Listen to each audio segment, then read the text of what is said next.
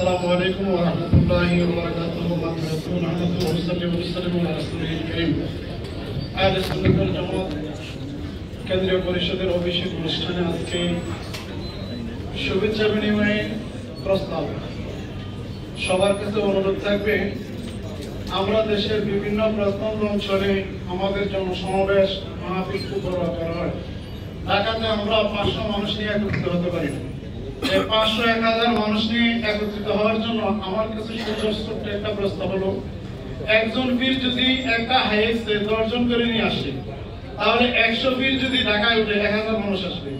যদি 10 জন করে মানুষ নিয়ে আসার ক্ষমতায় না থাকে, আমাদের অনেক প্রেসিডিয়াম মেম্বার আছে দায়িত্বশীল, কিন্তু ঢাকাতে যদি আন্দোলনের কথা বলে কেউ আর আসে না। এই ঢাকামুখী আন্দোলন না হওয়ার কারণে আমাদের খাদ্যে তৈবিয়ালের প্রিন্সিপাল সাহেব বলছেন তাদের পিছনে মিডিয়া গুরগুর করে, আমাদের পিছনে মিডিয়া গুরগুর করতে পারতে হবে যদি আমরা পরিবেশটা তৈরি করতে পারি। কি বলেন আপনারা?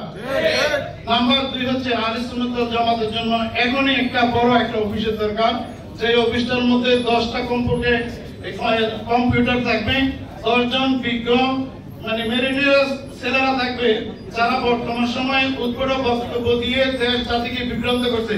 ওই মিডিয়েশন থেকে তারা তাৎক্ষণিকভাবে যেন প্রতিবাদ করতে পারে, এই ধরনের একটা সেল যদি গঠন করেন, তাহলে আমাদের আহলে সুন্নাত ওয়াল জামাত 100 বছর যা ছিল 100 বছর পেছনে 100 বছর সামনের দিকে চলে যাবে।